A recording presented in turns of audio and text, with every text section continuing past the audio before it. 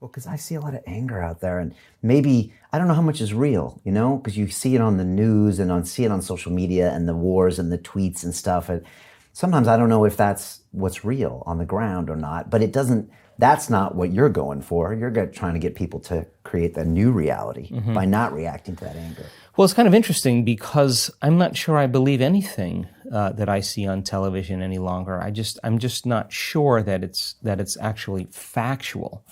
And I travel around the world, and whatever place or country or city that I'm in, there's a general sense of goodness with people. I think people are wired to care for one another, to take care of one another, to inform one another, to support one another, to heal one another, to give to one another. I think we're wired that way.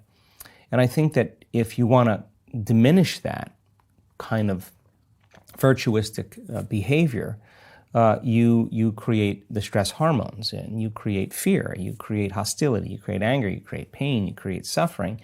And it's those emotions that begin to create separation. Now I don't trust you any longer, because in survival, you have to take care of yourself. In survival, it becomes a very selfish set of chemicals that cause to endorse our ego. So I think that in this current time, we have to be able to rise above those emotional states. And when you do, you're no longer controlled. I think the best way to control people is to control their emotions.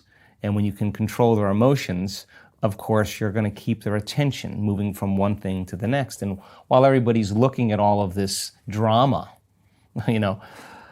something else is going on over here. And I'm more interested in looking at that. And so I don't really look at journalism the same way. I don't look at the media the same way, because I don't necessarily believe that I'm getting the whole story. So people are angry about that. And I think the anger is good when it's seen as an energy of disturbance, but that should motivate us to act or to do something about it. And it's that whole analogy of the frog in the boiling water. You you get desensitized, you get more desensitized, you get more desensitized, and at what point do you start burning? At what point do you start realizing it's getting a little too hot?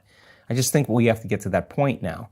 So by creating something for people to utilize, that you're not relying on so many things outside of you to bring you joy, or this kind of subconscious program of being a victim. You say, Brian, why are you so upset today? Well, I'm upset because of this person or this thing. What that really means is that some person or some condition in your environment is controlling the way you're feeling and the way you're thinking. Well, if something is outside of you is controlling the way you feel and the way you think, you're a victim to your environment. And so then there is this dramatic polarity that goes on. When things are going well, you're happy. When things aren't going well, you're sad.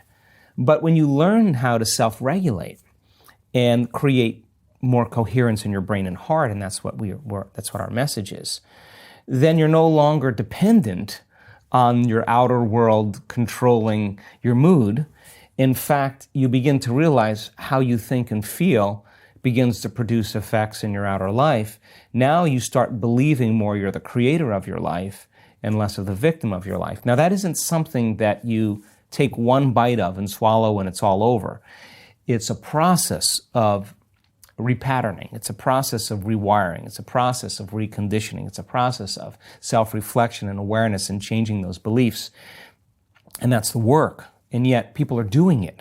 So when you begin to realize then, well, I can't respond to the same conditions in my life with the same emotions and the same thoughts, because if I believe that the way I feel and the way I think creates reality, if I'm reacting to the same thoughts and feelings equal to the conditions in my life in the same way, then I keep reaffirming the same life.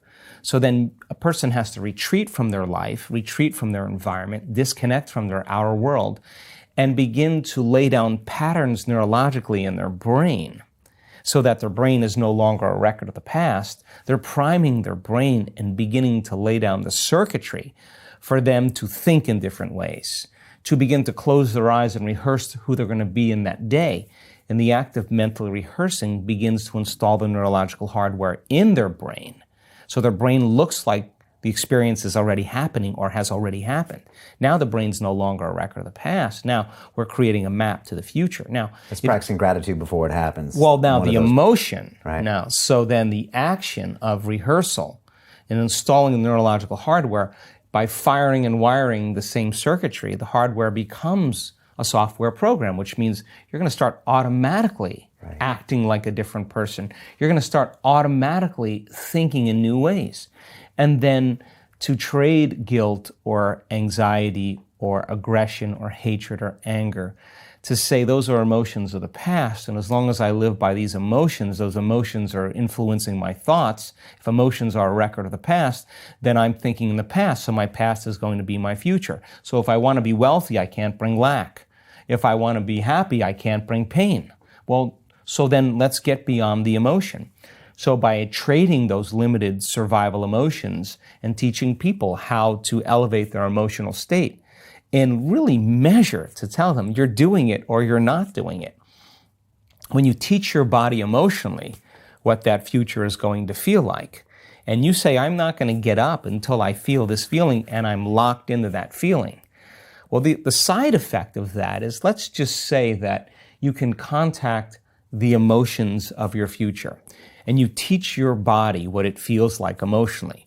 The joy, the gratitude, the appreciation, the love for life, the joy for existence, the inspiration. And, most people do that in the beginning. They feel kind of funny, like, why am I doing this? Because they've been hypnotized and conditioned to need a reason to feel that. Right. Something outside of them has got to change how they feel inside of them. So they spend their whole life in lack and emptiness waiting for it to happen. But living in lack isn't going to create it. So you're front loading it, and that feels weird at first. At first. But if you start understanding what you're doing and why you're doing it, and the stronger the emotion you feel, the more you're going to pay attention to the picture in your mind. You begin to remember your future. You are branding that circuitry in your brain, and now you're emotionally conditioning your body into the future. Now, here's the side effect of that. If you can do that properly and become familiar with those states of mind and body, and you get up feeling like your future has already happened, I guarantee you're going to stop looking for it. I guarantee you're going to stop analyzing why it hasn't happened. You're going to feel like it has already happened. Now, the work is to be able to maintain that modified state of mind and body your entire day.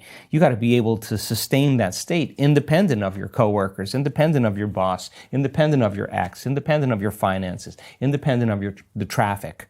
And if you're able to do that, you will begin to see the feedback in your life. In a sense, when energy makes it to the heart, it begins to broaden the field around the body. An energy that's literally measurable, a magnetic field. And that energy is a frequency. And that frequency can carry the thought of your health, of your wealth, of your freedom, of your new relationship, of your new job. The frequency or the emotion of suffering can't carry the thought of health. It can't carry the thought of your new future.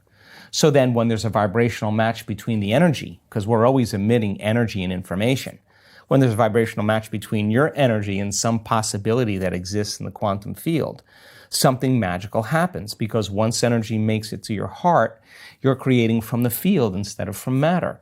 Now this weird thing starts to happen and things start coming to you. Now you don't have to rush anywhere to get it. You're not creating a matter to matter from three-dimensional reality to three-dimensional reality. That takes time. You're creating from the field, and it's the field that creates matter. So all of a sudden you start seeing things coming to you.